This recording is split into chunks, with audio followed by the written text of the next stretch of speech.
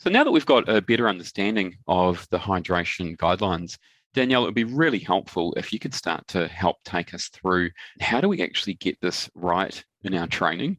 So obviously it's going to take some time for our bodies to become used to our hydration plans and what we need to do in training so that we can train our guts to work well during the race. Could you take us through some of the guidelines and, if possible, also some of the important distances and if it relates there as well?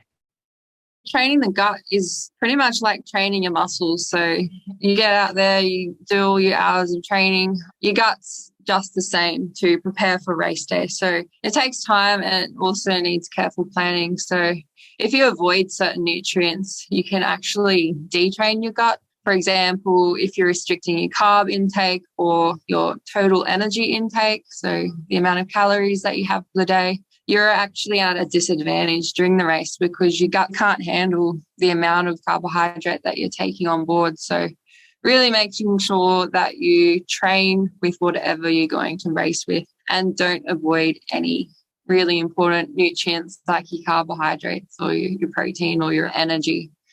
During training, you want to try and mimic the carb intake that you'll do on your race day. Initially, you might start a little bit lower because you find that you run into some gut problems. So starting low and really building up that carb intake and that carb tolerance.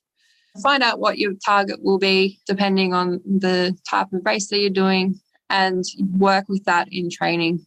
If you've never run a 10K before, your first run would never be a 10K, or it generally shouldn't be. You should work your way up there. But if you do a shorter run every week and build up to that, then you find that the 10K is quite easy. So you want to do the same thing with your nutrition as well. So really building up to achieve your target carbohydrate intake for the race.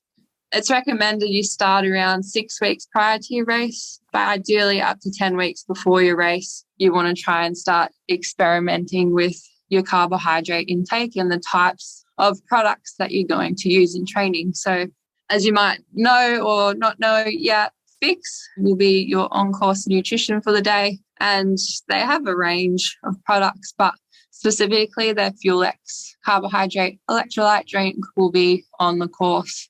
And for those of you who haven't heard about Fix, they're a local company based in Burleigh on the Gold Coast with their own manufacturing facility, and they offer a range of nutritional products such as you might have heard of Cramp Fix. So if you're prone to cramps, it's worth taking one of them on board with you as well. I personally had some good success with them.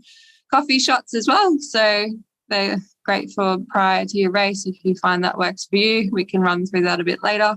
And also their FuelX Pro, they also have available. It's similar to the FuelX, which will be on the course, but with added BCAAs, so your amino acids. The FuelX is preservative-free, gluten-free, and vegan-friendly for any vegans out there. It also contains all those carbohydrates and electrolytes that will be really important for fueling your race. It's designed to be really gentle as well on your digestive system and really quickly absorb. It'll really give you that immediate boost of energy. So 1 scoop of your FuelX powder, it contains 100 calories and about 24 grams of carbohydrates. So it's quite high carbohydrate and it's got all your electrolytes in there. So magnesium, sodium and potassium to really replace what you're sweating out on race day and during training. As mentioned earlier, if your carb requirements are up towards that 6 to 10 grams per kilogram, if you're spending 1 to 3 hours of the day doing your training sessions, it's important to include something like your Fix in your bottle during your sessions to not only reach your requirements for carbohydrate for the day and also your calories or your energy intake for the day, but also making sure that you can tolerate that product during your training before the day. You don't want any surprises on race day, so making sure that your gut's used to it, that you like the taste and the flavour. I personally like it. It's really easy to get down and it's not a really overpowering product. So your gut's really trainable and it's just about being consistent in training, using that product consistently to make sure that your gut can really tolerate it on race day.